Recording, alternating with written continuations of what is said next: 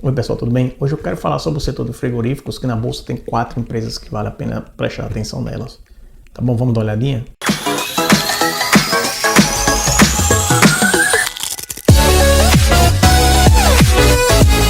As 4, como você sabe, são basicamente a Minerva, a Marfrig, a BR Foods e claro que a líder de todas, a gigante JBS. Vamos conversar um pouquinho sobre elas. O primeiro ponto que eu quero falar aqui é sobre essa parte da China, que decidiu a partir de 2025 ser autossuficiente de carne suína, ou seja, vão produzir e gerar sua própria carne suína, não vão precisar importar mais. E isso vai afetar algumas empresas brasileiras, entendeu? Entre as 4 que eu mencionei, umas vão ser mais influenciadas, outras menos, dependendo do perfil. E é aí que eu quero entrar para ver isso com vocês. Apesar que nesse momento atual está tendo um surto da carne suína novamente, aquela peste que teve em 2018 e 2019, que afetou 40% da carne suína chinesa, está afetando novamente agora. Sendo que agora 20%, é um pouquinho menor, mas mesmo assim é um valor bastante representativo. E aí entre as 4 empresas que eu mencionei, tem 2 que vão se beneficiar bastante. Uma é a Minerva, que ela vai se beneficiar por quê? Porque ela exporta muita carne bovina para a China. E com esse surto da carne suína, além disso também o aumento do poder aquisitivo da população chinesa, o aumento do consumo de carne bovina tende a crescer ainda mais. E ela está se beneficiando muito com isso. Ou seja, sua tendência de vendas para a China, nesse momento aí de curto e médio prazo, tende a aumentar. E no caso da BR Foods, que é a outra, que ela trabalha muito na produção de vendas de carnes de aves e suína, essa tendência de exportar mais para a China também vai aumentar bastante, o que vai ajudar a empresa em termos de curto e médio prazo. A JBS também importa carne para a China, bem como a Marfrig, mas não nesse nível que a BR Foods e a Minerva. Minerva, inclusive, é a maior exportadora de carne bovina da América do Sul. Agora vamos falar um pouquinho de cada empresa, analisar elas um pouquinho mais de detalhes. A Minerva, como eu falei, é a maior exportadora de carne bovina da América do Sul e é a que tende a se beneficiar mais entre as 4, junto com a BR Foods, claro, dessa crise chinesa de carne suína. A Minerva, entre as 4, é a menor delas, tem um valor de mercado de apenas 6,1 bilhões de reais, que já é muito, mas apenas 6,1 quando você compara para outras empresas que têm um capital, valor de mercado muito maior, ela é menorzinha delas. Entretanto, ela é bem administrada, ela foi a primeira a estabelecer, por exemplo, essa parte de dividendos, pagar dividendo para acionista, pagou 2% e alguma coisa em 2019, agora o novo já está com uma previsão de 8%, então está com um crescimento bastante interessante. Aí você tem agora a BR Foods, que também trabalha muito com essa parte suína e de aves, que exporta muito para a China, para outros países, ela está presente em mais de 130 países, mas aí é que a diferença da Minerva, por exemplo. A BR Foods, em termos de exportação, é 50%, 50% é mercado nacional, que é muito forte no Brasil, né? BR Foods, se você lembra bem, em 2009, 2010, foi aquela junção entre a Perdigão e a Sadia. Até por causa daquela crise que teve nessa época, para elas sobreviverem, elas fizeram essa junção, que funcionou bastante bem. Empresa boa, mas que nesse momento não pode ser comparada com as outras, porque está num processo diferente. Ela está num processo de reestruturação, não é recuperação judicial como outras empresas, reestruturação.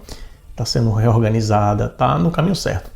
Então tem um futuro, em teoria, bastante promissor. E é que tá, quando a gente fala muito da BR Foods, que ela trabalha com essa parte suína e de aves.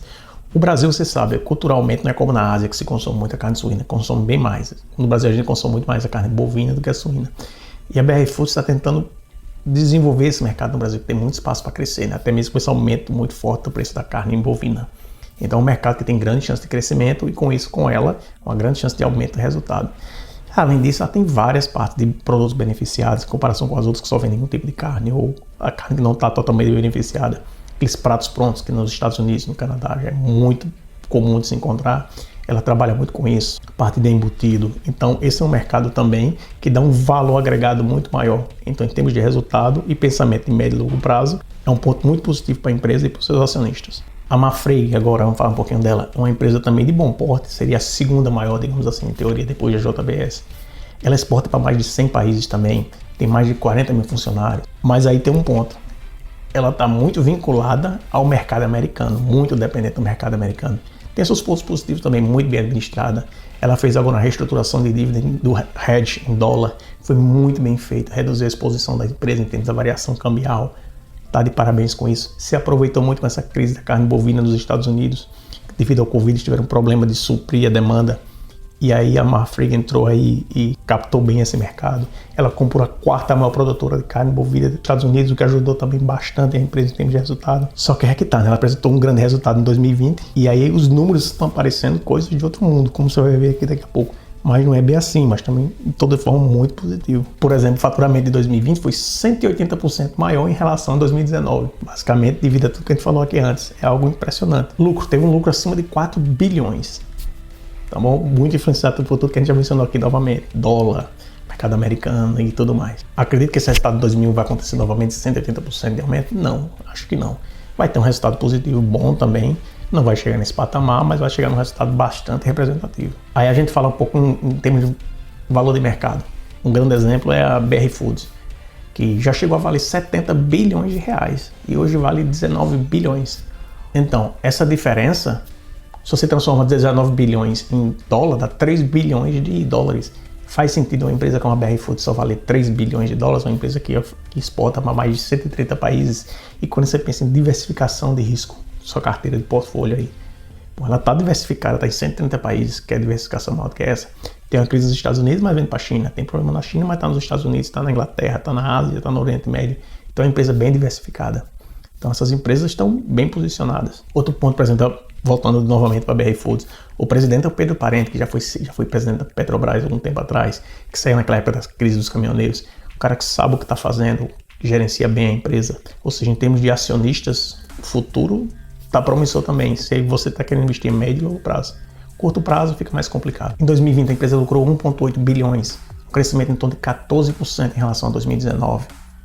Resultado bastante positivo. A receita cresceu 18% em 2019 para 38 bilhões de reais, ou seja, está no caminho certo. Com toda essa crise, claro, as empresas de alimentos cresceram bastante e essas empresas que estão se organizando, a BR Foods é um grande exemplo, usou como oportunidade para se estabilizar e continuar o seu crescimento. JBS é a maior das 4, gigante. Se somar as outras 3, vão dar quase uma JBS.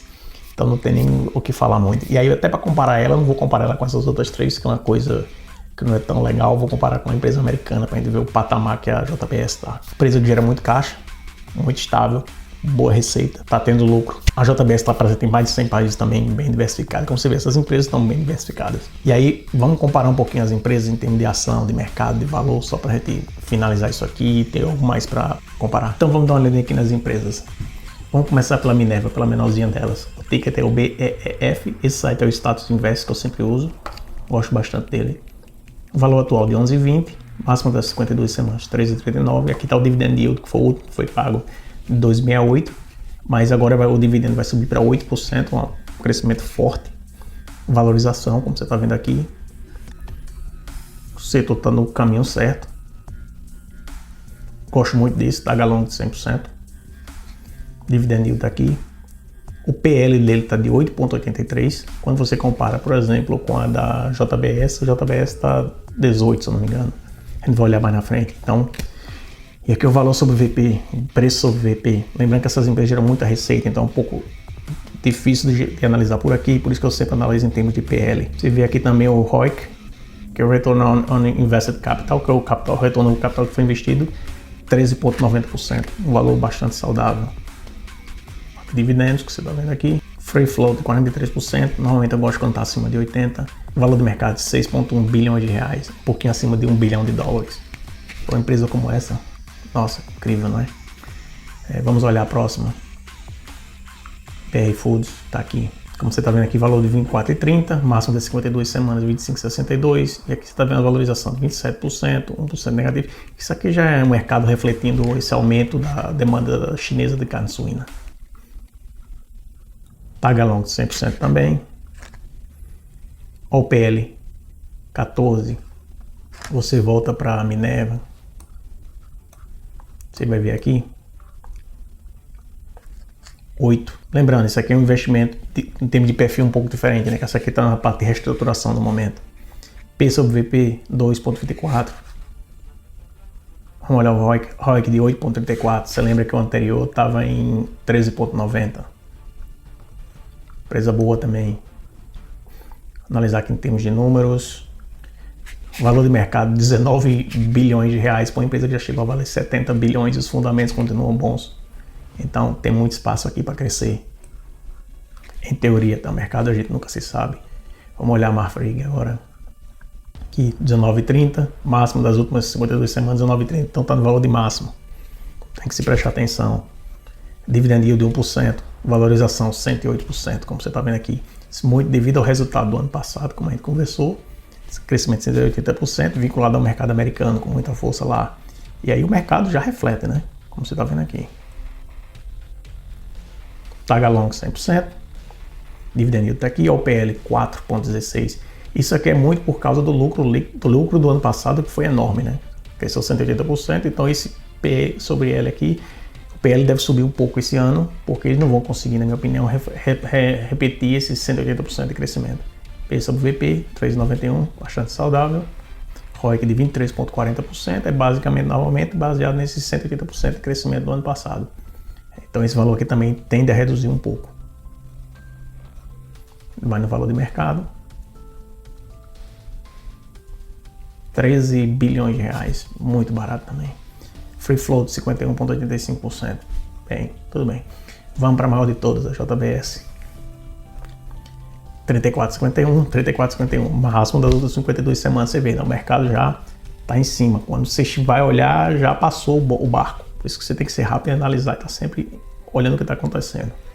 Tagalong 100%. PL 18.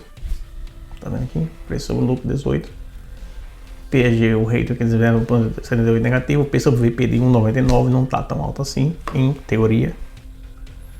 ROIC de 15,44%. Quando você compara, por exemplo, a Mafreg que teve aqui, se você olhar o deles, 23,40%.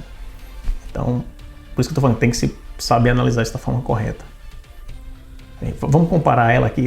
Para comparar a JBS, você não pode comparar com as outras três, porque olha o valor do mercado dela. 86 bilhões de reais. Então, fica complicado de comparar. Vamos comparar com essa empresa americana aqui, que é a Tyson Foods, que é uma empresa americana, mais ou menos de um porto parecido, 78 dólares e 75 centavos no momento. Aí você faz a conta, converte para real para ver quanto é que ela estava custando. Moderate buy, tá bullish, increase e por aí vai. Olha a valor da ação como tá. Olha o PE ratio, 14,3. Earnings per share, 5,4. Dividendo, 2,26. E aqui você está vendo os preços, né? O volume, average volume. Market cap, que eu queria achar aqui, 28,72 bilhões. Tá vendo aqui? Essa empresa, 78 dólares, market cap 28,72 bilhões. Aí vamos olhar aqui o resultado da JBS. 204,5 bilhões de reais em resultado líquido. Lucro bruto de 31,9 bilhões de reais. Está em outro patamar. EBITDA, lucro líquido, fluxo de caixa livre. Aí você entra aqui na JBS só para você comparar. Revenue, isso aqui é 2017, tá? Tá antigo. 51,2 bilhões de dólares. 2017. Aí você vai na Tyson. Olha 2020. 43,1 bilhões de reais, de dólares. 2020, 43,1 bilhões a JBS. Só em 2017, como é que ela estava? 38 bilhões. Olha a JBS. 51,2. Então, é uma empresa grande, com resultado forte. Em termos de revenue também está alto. E quando você compara o valor dela com a Tyson Food, que aqui está em 78, você vai aqui na JBS e fala, tá 34 dólares. Faz a conta em real, dá quanto? 6 vezes 6, menos de 6 dólares, se eu não estou enganado. Você faz a conta e me fala depois. Então, essa história de barato ou caro depende muito de com quem você está comparando. Então, na minha opinião, está num preço bom também. Então, em teoria aqui você tem empresas que você pode investir para todo gosto, né? Você tem empresa de mais curto prazo, como a Minerva, por exemplo. A empresa de médio prazo, BR Foods. Longo prazo também, BR Foods. A Marfrig, mais curto e médio prazo. Aí você tem a JBS, que seria mais médio e longo prazo. E aí você analisa o tipo de risco, maior risco, menor risco, maior pagamento de dividendo no momento, menor pagamento de dividendo no momento, mas com maior chance de valorização. E aí depende muito do que você quer. Tá bom? Então é basicamente isso. Se gostou, não esqueça de seguir o canal. Nos vemos na próxima. Até mais.